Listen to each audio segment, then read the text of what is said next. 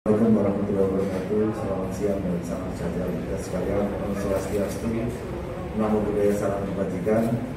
Yang terhormat rekan-rekan media, siang ini secara resmi Bapak Kapolri sudah melantik kami sebagai Kabar Eskrim.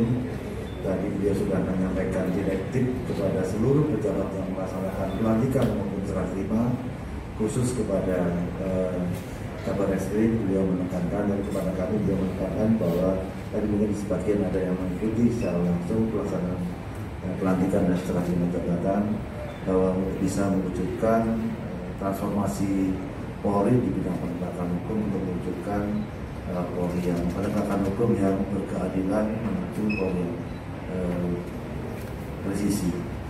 Kemudian dia juga menekankan beberapa hal terkait dengan pengawalan upaya pemulihan ekonomi nasional, pengawalan masalah satgas pangan, kemudian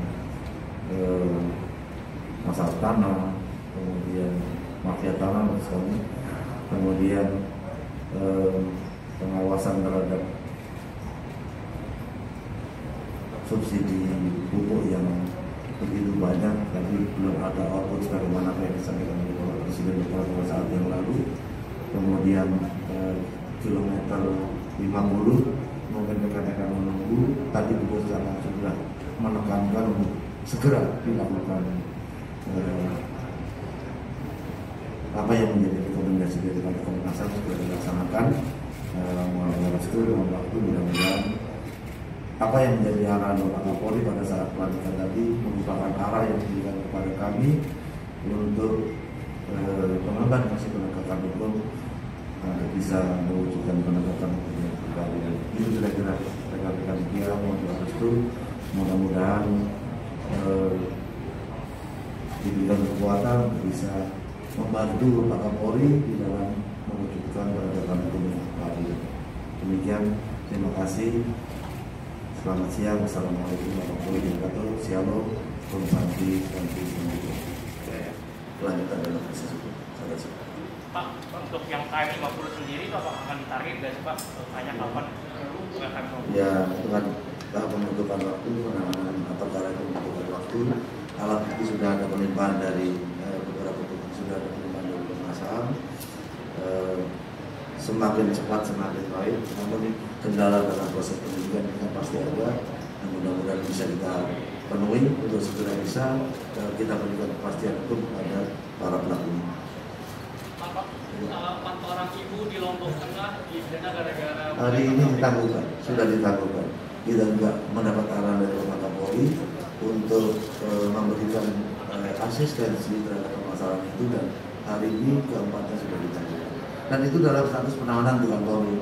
Jadi penanganan pada awal pada saat itu oleh Polri tidak dilakukan penanganan, kemudian setelah pelimpahan tahap kedua lalu dilakukan penanganan. Hari ini sudah ditangguhkan. Dan nanti dalam prosesnya mungkin akan dilakukan dengan betul. Pak, terus untuk ITE Pak yang menyebutkan bahwa tersangka tidak akan ditahan apabila meminta maaf. Ya, kemarin Pak Kapolri sudah menerbitkan surat edaran nomor 2/2021. Artinya beliau menginginkan bahwa media sosial bisa tetap bersih, kemudian sehat, bisa tetap produktif, namun tetap memperhatikan. Tadi dia sudah menekankan beberapa hal, jangan sampai yang menulis yang mengakibatkan disintegrasi, yang mengganggu persatuan dan kesatuan, kemudian sara, kemudian intoleran dan sebagainya itu ditegas.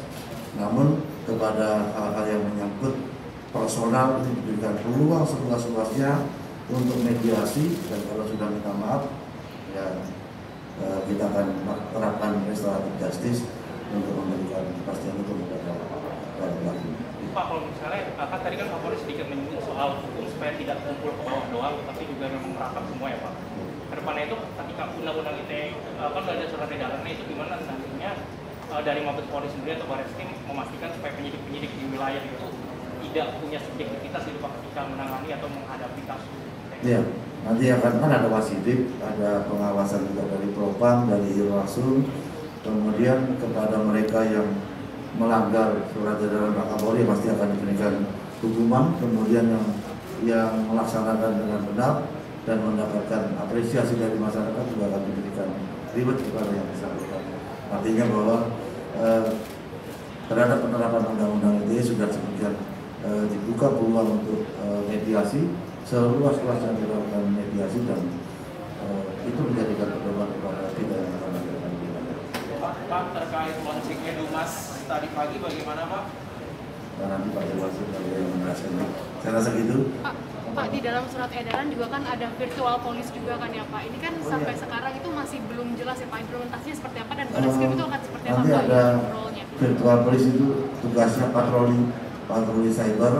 Kemudian kalau ada satu konten yang berisi sesuatu hal yang mungkin ada konsekuensi hukum, ini yang akan memberikan warning kepada akun tersebut untuk ini informasi bahwa yang Anda upload mengandung pasal-pasal misalnya ujaran kebencian, menimbulkan peristiwa, mohon segera dihapus. Nah, jadi kalau sudah diingatkan seperti itu masih terus, nah makanya kepada penyidik nanti akan melakukan proses. Kalau role-nya Barreskrim itu seperti apa Pak? Saya barusan, saya mohon waktu ya, mudah-mudahan harapan Bapak Kapolri untuk bisa mewujudkan penegakan hukum yang berkeadilan ini bisa kita laksanakan. Terima kasih, mohon restu kepada kami. Terima kasih Pak. Terima kasih Pak.